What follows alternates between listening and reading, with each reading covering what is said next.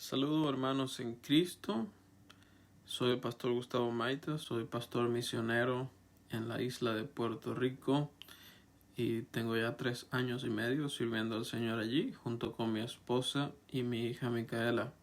Es un placer estar con ustedes hoy compartiendo la palabra de Dios. Hoy en la celebración del martirio de Juan el Bautista, y me gustaría leer para ustedes desde San Marcos capítulo 6, versículos del 14 hasta el 29. Dice así la palabra del Señor.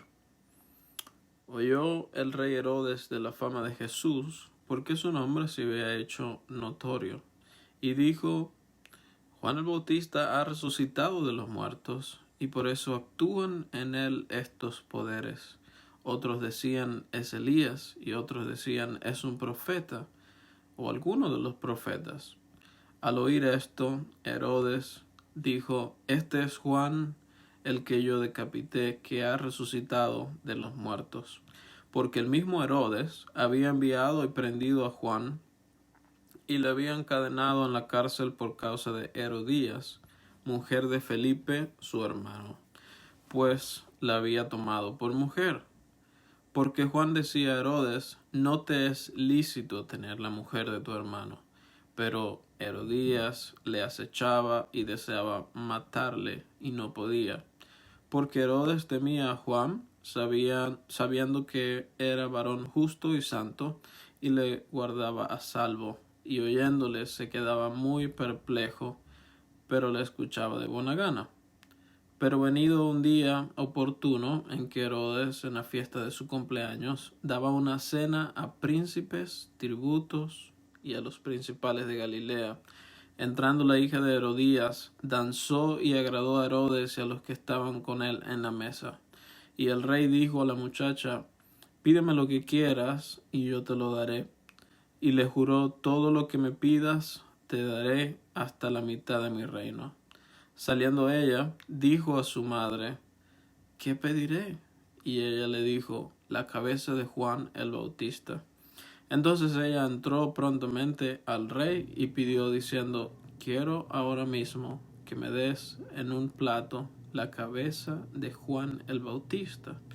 Y el rey se entristeció mucho, pero a causa del juramento y de los que estaban con él a la mesa, no quiso desecharla. Y enseguida el rey, enviando a uno de la guardia, mandó que fuese traída la cabeza de Juan.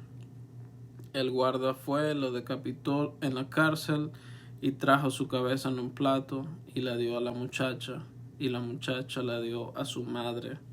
Cuando oyeron esto sus discípulos, vinieron, tomaron su cuerpo y lo pusieron en un sepulcro. Este es el Evangelio de nuestro Señor. Alabanza sea a ti, oh Cristo. ¿Qué es un mártir? Muchas veces escuchamos esta palabra, muchos mártires que han pasado antes en la iglesia de nuestro Señor. Los mártires son realmente testigos de la fe del Evangelio de Cristo, y ellos realmente son para nosotros un ejemplo a seguir, porque son personas que con su fe nos demuestran y nos dan un ejemplo a nosotros de cómo es enfrentarse con nuestra fe ante las adversidades y ante los desafíos que presenta el mundo, incluso hasta la muerte. Estas personas eran llevadas al punto más extremo del sufrimiento, probados de esta forma, para finalmente ver si ellos iban a ceder en su fe.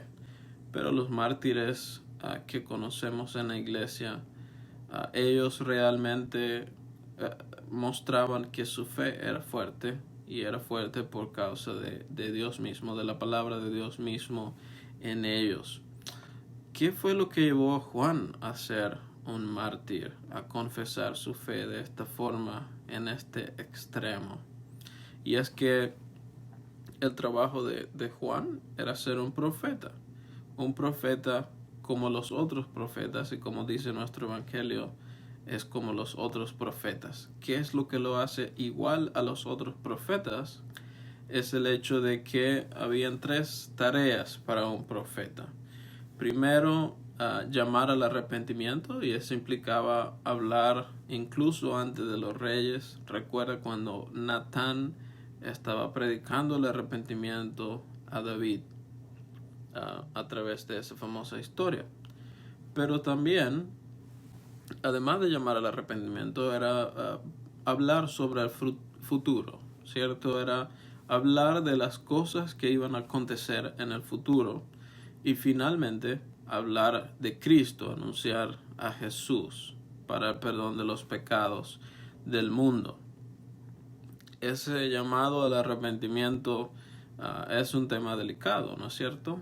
Porque cuando vemos en esta historia a Juan el Bautista llamando al arrepentimiento a Herodes, es algo que no causa alegría a él ni a su familia. Y tampoco es algo que hoy día es tomado de la mejor forma. Cuando los niños se portan mal y sus padres le corrigen y le llaman a reconocer que no están haciendo bien, yo no veo ningún niño a veces, gracias mamá o papá, ¿verdad?, por corregirme y llamarme al arrepentimiento. No, ellos están discutiendo para intentar mostrar que ellos no están tan incorrectos. Y asimismo es en los adultos. Nadie quiere ser llamado al arrepentimiento, pues nuestro pecado de orgullo piensa que nosotros no tenemos nada de qué arrepentirnos. Nosotros somos personas buenas que siempre estamos intentando hacer lo mejor. Quizás una que otra cosita por ahí, pero nada complicado que debería ser llamado pecado. Pero la verdad es que para Dios, todas las cosas que están en contra de su voluntad, en contra de sus mandamientos, en contra de su ley, son pecado. Hasta la más mentirita blanca, como dicen por ahí, es pecado delante de Dios. Y por eso Dios nos llama al arrepentimiento con su palabra, para que nosotros podamos escuchar las buenas noticias que Él tiene para nosotros. Al fin y al cabo, la ley de Dios destruye nuestro falso honor y prestigio, porque el honor y el prestigio pueden llegar a ser un ídolo falso que nosotros mismos promocionamos y seguimos nosotros. Se ve claramente aquí en la fiesta de Herodes. Él se encontró atrapado entre sus propias palabras, ¿verdad? Diciendo, bueno, si cualquier cosa que tú vas a pedirme, diciéndole a la chica, yo voy a hacerlo. Y luego él no estaba tan feliz con esto. Parece que no quería hacer esto, pero ya había comprometido su palabra. Y posiblemente la esposa de él, que era la esposa de su hermano antes, de su medio hermano, ella tampoco le gustaba este llamado al arrepentimiento, porque trataba del honor del rey. El rey no puede ser puesto en esa tela de juicio, ser considerado alguien perverso, alguien que no sigue las leyes religiosas del pueblo. Así que esta predicación de Juan era ofensiva y era realmente no de buen gusto para aquellos que le escuchaban. Pero nosotros hoy quizás también hay cosas que donde construimos nuestro honor y prestigio, no en la palabra de Dios, pero quizás en las cosas que nosotros hacemos y decimos. Mucha gente construye sus negocios, su vida fuera de la palabra de Dios, y su honor está construido aparentemente sobre cosas muy buenas. Pero delante de Dios, aquello que es hecho sin fe no es bueno y no es algo correcto delante de Dios. Así que aquel vecino con el honor más alto, porque él regala su comida y su ropa a todas las personas, y él dice que no necesita ir a la iglesia porque él tiene este honor y este prestigio y todos le conocen así. Es un ídolo de sí mismo, no es alguien con fe en Dios. Aquel que ora en un monasterio, dice Lutero, un monje orando todo el día en un monasterio y un campesino sembrando. ¿Cuál de los dos es aquel que está haciendo la buena obra? Bueno, el campesino que ayuda a su prójimo a través de las cosas que cosecha o de las cosas que vende y distribuye, ayuda más que un monje estando en un castillo solo orando, dice él. Así que en esa fiesta de Herodes podemos ver también nosotros cómo es una fiesta en el mundo, en el reino del mundo, una comida en el reino del mundo, lleno de perversidades y de maldad. No era común para este tipo de fiestas, mujeres y hombres en el mismo lugar, y especialmente esta muchacha haciendo un baile especial para el rey. Pero trataba realmente de algo perverso y malvado lo que estaba aconteciendo. Y así son muchas cosas en el mundo. Parecen divertidas, parecen buenas, parecen que son lo mejor que nos puede pasar, pero al final del día no están construidas sobre la palabra de Dios, sino más bien sobre el pecado del mundo. Ahora, ¿qué tiene de malo una fiesta? No tiene nada de malo, especialmente si no se trata de ofender a Dios y ofender al prójimo. Y ahí es donde está el peligro. Fíjense que la historia comienza hablando de Jesús como aquel que es identificado como Juan el Bautista.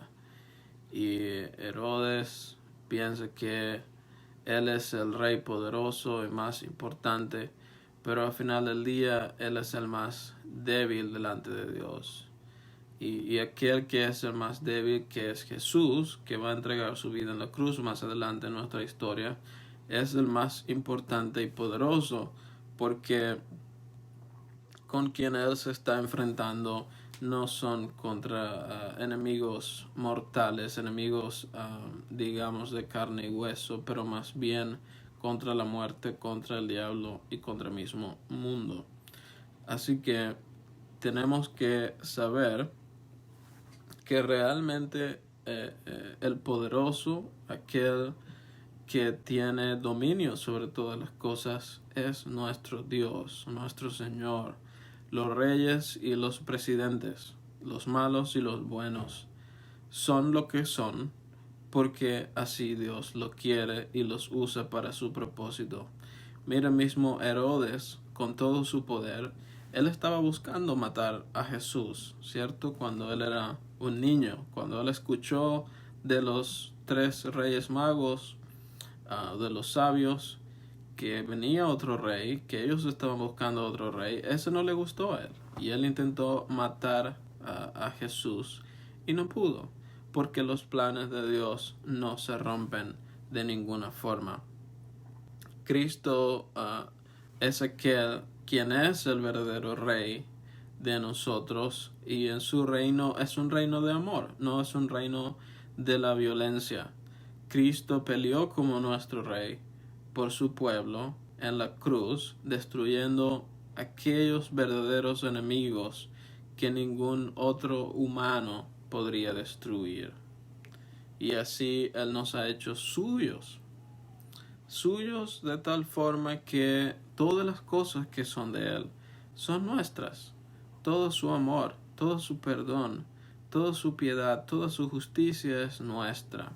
Y así nosotros vivimos en su reino con fe en Él, siguiendo cada día a Él en nuestra vida. Y nuestro honor es basado en Jesús. No es un honor propio nuestro que nosotros ganamos por nuestras obras o porque nuestra palabra vale mucho, pero más bien un honor que es en Cristo, que nuestra identidad es en Jesús y que nosotros somos testigos de Él en toda nuestra vida, porque Él es un Rey bueno para con nosotros, que nos bendice con toda clase de cosas buenas. Nos da comida, vestido, calzado, todas las cosas que tenemos son de Él, porque Él nos ama.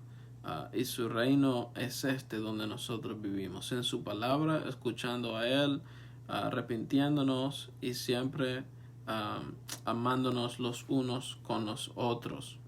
Y nuestra vida es una vida entonces que trata de ser testigos de Él en todo lo que hacemos.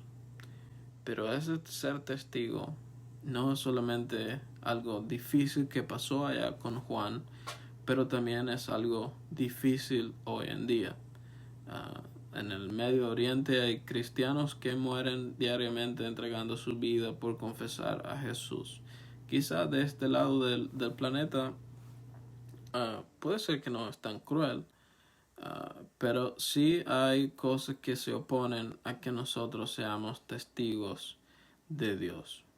Podemos ser nosotros mismos, puede ser nuestro orgullo, puede ser las cosas que suceden a nuestro alrededor, pero la pregunta es cómo nosotros podemos ser fuertes ante esto como Juan, y la respuesta no es otra que estar aferrados a la palabra de Dios y a su promesa. Cuando vivimos de esta forma, entonces no preocupamos ni siquiera por dormir, ¿verdad? Porque Él dice que nos hace descansar en todas nuestras situaciones en nuestra vida, porque sabemos que Él está en control. Y si Él está en control, no hay nada que se pueda escapar de su mano. Nuestro futuro y nuestra vida está en las manos del Rey Cristo, así como el futuro estaba en las manos de Juan.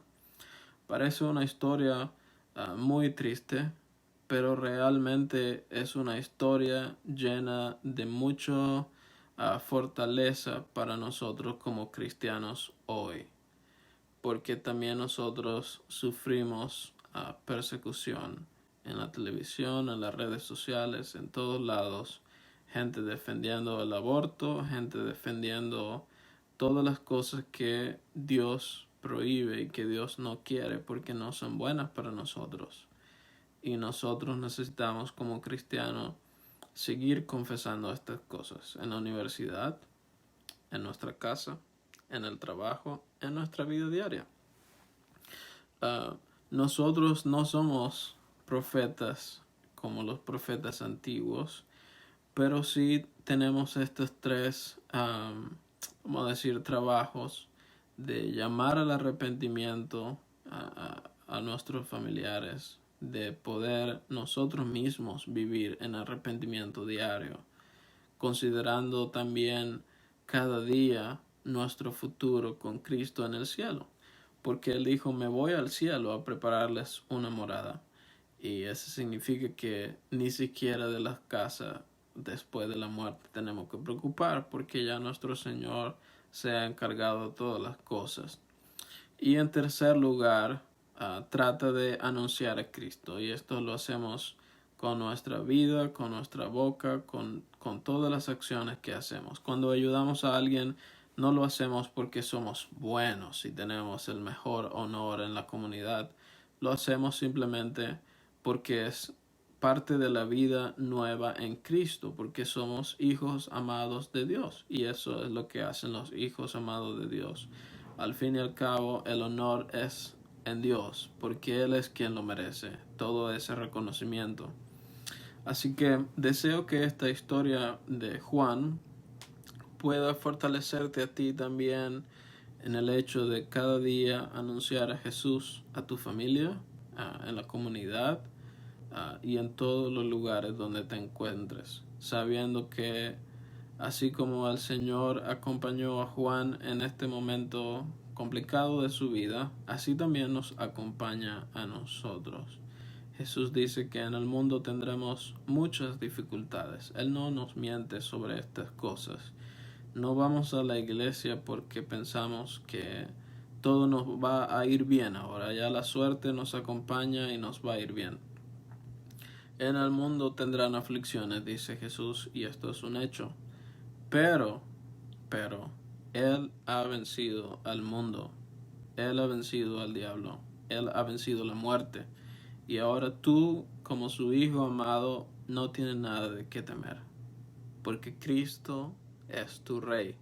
Y Él gobierna sobre todas las cosas. Él no es como Herodes, solo un rey allá en aquella parte del mundo, pero Él es el Rey de nosotros y de nuestra vida en todo el mundo donde estemos. Gracias a Dios por Jesucristo, por su palabra, porque Él nos cuida, nos ama y diariamente nos bendice con toda clase de bienes. Al único y sabio Dios sea toda la honra y la gloria por medio de Jesucristo. Amén. Que el Señor te bendiga y te guarde. El Señor haga resplandecer su rostro sobre ti y tenga misericordia de ti. Que el Señor vuelva su rostro hacia ti y te conceda la paz. Amén. Gracias. Dios te bendiga. De pie, por favor, para la oración de la iglesia. Oremos. Señor de misericordia, te pedimos que estés cerca de nosotros, los miembros y amigos de San Pablo, con tu palabra y tu espíritu. Guíanos y condúcenos para que no nos apartemos del camino de tus mandamientos, ni olvidemos las maravillosas bendiciones que nos has dado. Dirígenos siempre con tu palabra de verdad. Señor, en tu misericordia, escucha nuestra oración. Dios de tu pueblo escogido, te damos gracias por la predicación de tu palabra en todas partes del mundo. Está con todos los misioneros alrededor del mundo, concediéndoles satisfacción y gozo mientras están lejos de sus familias. Bendíceles a los miembros de sus congregaciones y la gente de sus comunidades, con corazones deseosos de escuchar el Evangelio de Jesucristo. Señor, en tu misericordia, escucha nuestra oración. Dios Todopoderoso, trae salud y sanación a tu pueblo. Oramos por todos los que necesitan tu misericordia hoy, especialmente los miembros, amigos y parientes de esta congregación, los que ahorita mencionamos en nuestros corazones. Fortalécelos con tu palabra de gracia para que busquen consuelo en ti en medio del sufrimiento y el dolor. Señor, en tu misericordia, escucha nuestra oración. Padre Celestial, gracias por enviar a tu Hijo Jesucristo al mundo para derramar su sangre en la cruz para el perdón de nuestros pecados. Bendícenos este día al recibir ese mismo cuerpo y sangre en este santo sacramento, recordando y proclamando con gozo la salvación lograda para nosotros por su muerte y resurrección. Señor, en tu misericordia, escucha nuestra oración. En tus manos, oh Señor, encomendamos a todos por quienes oramos, confiando en tu misericordia por medio de Jesucristo nuestro Señor. Amén.